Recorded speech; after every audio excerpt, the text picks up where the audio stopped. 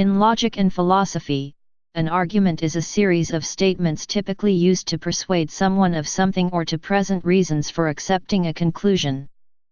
The general form of an argument in a natural language is that of premises, typically in the form of propositions, statements or sentences, in support of a claim, the conclusion. The structure of some arguments can also be set out in a formal language, and formally defined arguments can be made independently of natural language arguments, as in math, logic, and computer science. In a typical deductive argument, the premises guarantee the truth of the conclusion, while in an inductive argument, they are thought to provide reasons supporting the conclusion's probable truth. The standards for evaluating non-deductive arguments may rest on different or additional criteria than truth. For example, the persuasiveness of so-called indispensability claims in transcendental arguments, the quality of hypotheses in retroduction, or even the disclosure of new possibilities for thinking and acting. The standards and criteria used in evaluating arguments and their forms of reasoning are studied in logic. Ways of formulating arguments effectively are studied in rhetoric. See also, Argumentation Theory. An argument in a formal language shows the logical form of the symbolically represented or natural language arguments obtained by its interpretations. Formal and informal. Informal arguments, as studied in informal logic, are presented in ordinary language and are intended for everyday discourse. Conversely, formal arguments are studied in formal logic, historically called symbolic logic, more commonly referred to as mathematical logic today, and are expressed in a formal language. Informal logic may be said to emphasize the study of argumentation, whereas formal logic emphasizes implication and inference. Informal arguments are sometimes implicit. That is, the rational structure, the relationship of claims, premises, warrants, relations of implication, and conclusion is not always spelled out and immediately visible and must sometimes be made explicit by analysis. Standard types. There are several kinds of arguments in logic, the best known of which are deductive and inductive. An argument has one or more premises but only one conclusion. Each premise and the conclusion are truth bearers or truth candidates, each capable of being either true or false, but not both. These truth values bear on the terminology used with arguments. Deductive arguments. A deductive argument asserts that the truth of the conclusion is a logical consequence of the premises. Based on the premises, the conclusion follows necessarily, with certainty. For example, given premises that A equals B and B equals C, then the conclusion follows necessarily that A equals C. Deductive arguments are sometimes referred to as truth-preserving arguments. A deductive argument is said to be valid or invalid if one assumes the premises to be true, ignoring their actual truth values. Would the conclusion follow with certainty? If yes, the argument is valid. Otherwise, it is invalid. In determining validity, the structure of the argument is essential to the determination, not the actual truth values. For example, consider the argument that because bats can fly, premise equals true, and all flying creatures are birds, premise equals false, therefore bats are birds, conclusion equals false. If we assume the premises are true, the conclusion follows necessarily, and thus it is a valid argument. If a deductive argument is valid and its premises are all true, then it is also referred to as sound. Otherwise, it is unsound, as in the bats are birds example. Inductive arguments. An inductive argument, on the other hand, asserts that the truth of the conclusion is supported to some degree of probability by the premises. For example, given that the U.S. military budget is the largest in the world, premise equals true, then it is probable that it will remain so for the next 10 years, conclusion equals true. Arguments that involve predictions are inductive, as the future is uncertain. An inductive argument is said to be strong or weak. If the premises of an inductive argument are assumed true, is it probable the conclusion is also true? If so, the argument is strong. Otherwise, it is weak. A strong argument is said to be cogent if it has all true premises. Otherwise, the argument is uncogent. The military budget argument example above is a strong, cogent argument. Deductive. A deductive argument is one that, if valid, has a conclusion that is entailed by its premises. In other words, the truth of the conclusion is a logical consequence of the premises. If the premises are true, then the conclusion must be true. It would be self-contradictory to assert the premises and deny the conclusion, because the negation of the conclusion is contradictory to the truth of the premises. Validity. Deductive arguments may be either valid or invalid. If an argument is valid, it is a valid deduction, and if its premises are true, the conclusion must be true. A valid argument cannot have true premises and a false conclusion. An argument is formally valid if and only if the denial of the conclusion is incompatible with accepting all the premises. The validity of an argument depends, however, not on the actual truth or falsity of its premises and conclusion, but solely on whether or not the argument has a valid logical form. The validity of an argument is not a guarantee of the truth of its conclusion. Under a given interpretation, a valid argument may have false premises that render it inconclusive.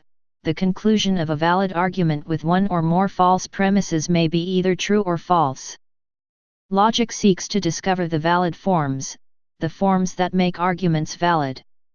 A form of argument is valid if and only if the conclusion is true under all interpretations of that argument in which the premises are true. Since the validity of an argument depends solely on its form, an argument can be shown to be invalid by showing that its form is invalid. This can be done by giving a counter-example of the same form of argument with premises that are true under a given interpretation, but a conclusion that is false under that interpretation. In informal logic, this is called a counter-argument. The form of argument can be shown by the use of symbols. For each argument form, there is a corresponding statement form, called a corresponding conditional, and an argument form is valid if and only if its corresponding conditional is a logical truth. A statement form which is logically true is also said to be a valid statement form. A statement form is a logical truth if it is true under all interpretations. A statement form can be shown to be a logical truth by either a. showing that it is a tautology, or b. by means of a proof procedure. The corresponding conditional of a valid argument is a necessary truth, true in all possible worlds, and so the conclusion necessarily follows from the premises, or follows of logical necessity. The conclusion of a valid argument is not necessarily true, it depends on whether the premises are true. If the conclusion, itself, just so happens to be a necessary truth, it is so without regard to the premises. Some examples. All Greeks are human and all humans are mortal, therefore, all Greeks are mortal. Valid argument: if the premises are true, the conclusion must be true. Some Greeks are logicians and some logicians are tiresome, therefore, some Greeks are tiresome. Invalid argument: the tiresome logicians might all be Romans, for example. Either we are all doomed or we are all saved. We are not all saved, therefore, we are all doomed. Valid argument: the premises entail the conclusion. Remember that this does not mean the conclusion has to be true, it is only true if the premises are true, which they may not be. Some men are hawkers. Some hawkers are rich. Therefore, some men are rich. Invalid argument. This can be easier seen by giving a counter-example with the same argument form. Some people are herbivores. Some herbivores are zebras. Therefore, some people are zebras. Invalid argument, as it is possible that the premises be true and the conclusion false. In the above second-to-last case, some men are hawkers. The counterexample follows the same logical form as the previous argument. Premise 1, some x are y. Premise 2, some y are z. Conclusion, some x are z. In order to demonstrate that whatever hawkers may be, they may or may not be rich, in consideration of the premises as such. See also, existential import. The forms of argument that render deductions valid are well established, however some invalid arguments can also be persuasive depending on their construction, inductive arguments, for example. See also, formal fallacy and informal fallacy. Soundness. A sound argument is a valid argument whose conclusion follows from its premise, S, and the premise, S, of which is / are true. Inductive. Non-deductive logic is reasoning using arguments in which the premises support the conclusion but do not entail it. Forms of non-deductive logic include the statistical syllogism, which argues from generalizations true for the most part, and induction, a form of reasoning that makes generalizations based on individual instances. An inductive argument is said to be cogent if and only if the truth of the argument's premises would render the truth of the conclusion probable, i.e., the argument is strong, and the argument's premises are, in fact, true. Cogency can be considered inductive logic's analog to deductive logic's soundness. Despite its name, mathematical induction is not a form of inductive reasoning. The lack of deductive validity is known as the problem of induction. Defeasible arguments and argumentation schemes. In modern argumentation theories, arguments are regarded as defeasible passages from premises to a conclusion. Defeasibility means that when additional information, new evidence or contrary arguments, is provided, the premises may be no longer lead to the conclusion, non-monotonic reasoning. This type of reasoning is referred to as defeasible reasoning. For instance, we consider the famous Tweety example. Tweety is a bird. Birds generally fly. Therefore, Tweety, probably, flies. This argument is reasonable and the premises support the conclusion unless additional information indicating that the case is an exception comes in. If Tweety is a penguin, the inference is no longer justified by the premise. Defeasible arguments are based on generalizations that hold only in the majority of cases, but are subject to exceptions and defaults. In order to represent and assess defeasible reasoning, it is necessary to combine the logical rules, governing the acceptance of a conclusion based on the acceptance of its premises, with rules of material inference, governing how a premise can support a given conclusion, whether it is reasonable or not to draw a specific conclusion from a specific description of a state of affairs. Argumentation schemes have been developed to describe and assess the acceptability or the fallaciousness of defeasible arguments. Argumentation schemes are stereotypical patterns of inference, combining semantic ontological relations with types of reasoning and logical axioms and representing the abstract structure of the most common types of natural arguments. The argumentation schemes provided in Walton, Reed and Macagno, 2008, describe tentatively the patterns of the most typical arguments. However, the two levels of abstraction are not distinguished. For this reason, under the label of argumentation schemes fall indistinctly patterns of reasoning such as the abductive, analogical, or inductive ones, and types of arguments such as the ones from classification or cause to effect. A typical example is the argument from expert opinion, which has two premises and a conclusion. Each scheme is associated to a set of critical questions, namely criteria for assessing dialectically the reasonableness and acceptability of an argument. The matching critical questions are the standard ways of casting the argument into doubt. If an expert says that a proposition is true, this provides a reason for tentatively accepting it, in the absence of stronger reasons to doubt it. But suppose that evidence of financial gain suggests that the expert is biased, for example by evidence showing that he will gain financially from his claim. By analogy. Argument by analogy may be thought of as argument from the particular to particular. An argument by analogy may use a particular truth in a premise to argue towards a similar particular truth in the conclusion. For example, if A. Plato was mortal, and B. Socrates was like Plato in other respects, then asserting that C. Socrates was mortal is an example of argument by analogy because the reasoning employed in it proceeds from a particular truth in a premise, Plato was mortal, to a similar particular truth in the conclusion, namely that Socrates was mortal. Other kinds of arguments may have different or additional standards of validity or justification.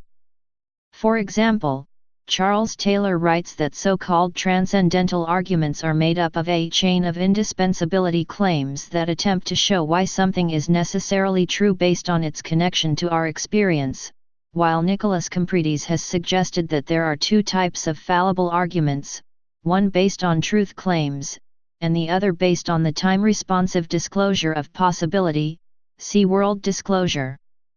The late French philosopher Michel Foucault is said to have been a prominent advocate of this latter form of philosophical argument. In informal logic, argument is an informal calculus, relating an effort to be performed or sum to be spent, to possible future gain, either economic or moral.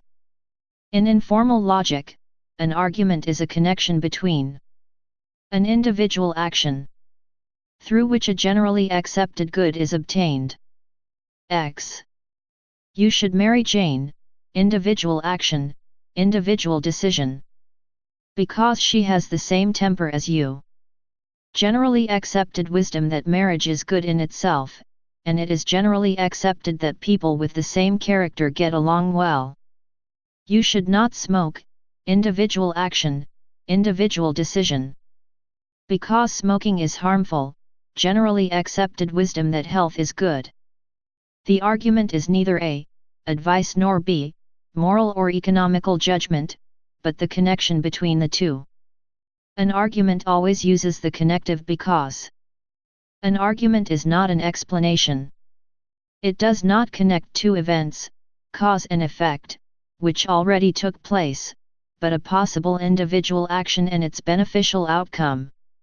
An argument is not a proof. A proof is a logical and cognitive concept, an argument is a praxeologic concept. A proof changes our knowledge, an argument compels us to act. Logical status. Argument does not belong to logic, because it is connected to a real person, a real event, and a real effort to be made. If you, John, will buy this stock, it will become twice as valuable in a year. If you, Mary, study dance, you will become a famous ballet dancer. The value of the argument is connected to the immediate circumstances of the person spoken to. If, in the first case, 1. John has no money, or knows he has only 1 year to live, he will not be interested in buying the stock. If, in the second case, 2. She is too heavy, or too old, she will not be interested in studying and becoming a dancer. The argument is not logical, but profitable. World disclosing.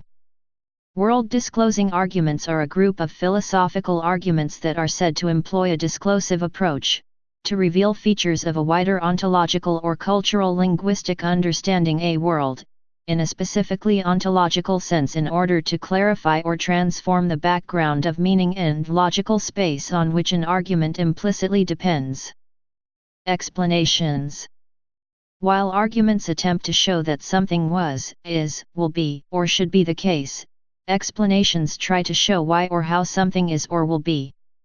If Fred and Joe address the issue of whether or not Fred's cat has fleas, Joe may state, "Fred, your cat has fleas. Observe, the cat is scratching right now." Joe has made an argument that the cat has fleas. However, if Joe asks Fred, "Why is your cat scratching itself?" the explanation, "because it has fleas," provides understanding.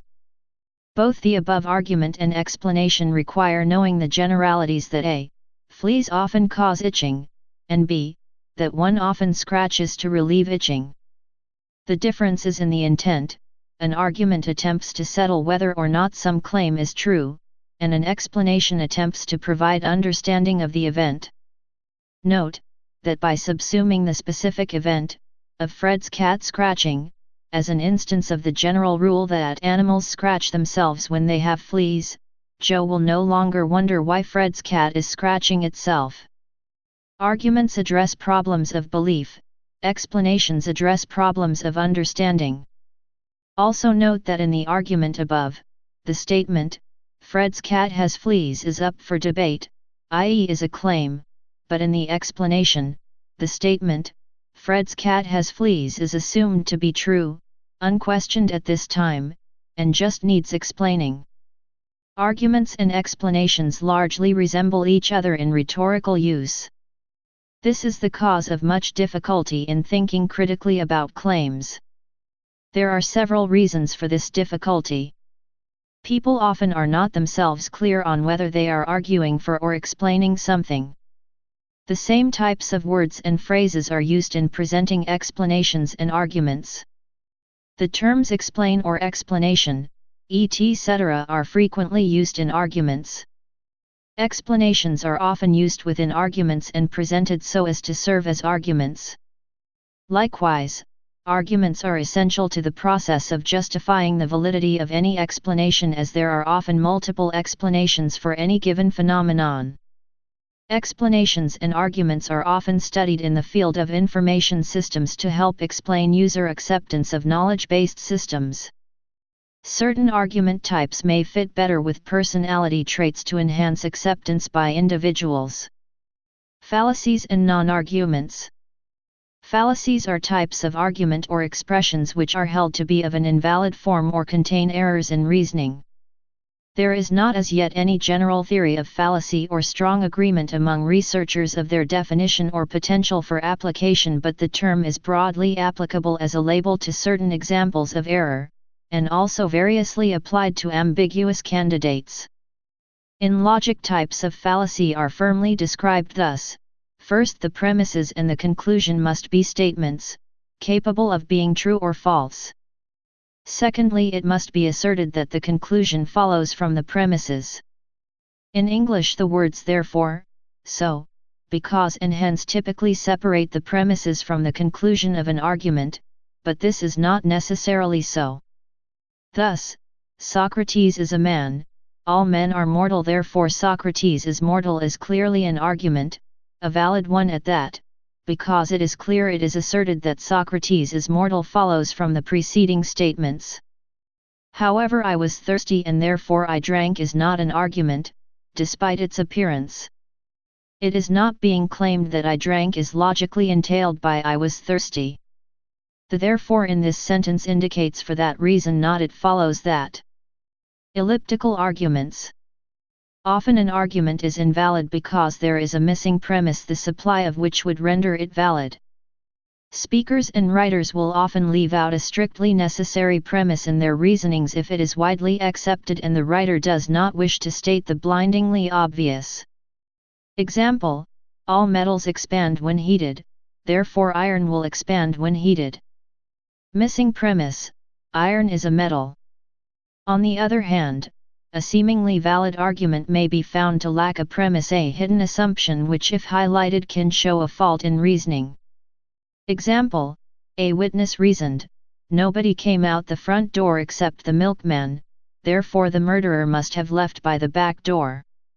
Hidden assumptions: the milkman was not the murderer, and the murderer has left by the front or back door. Please subscribe and thanks for watching.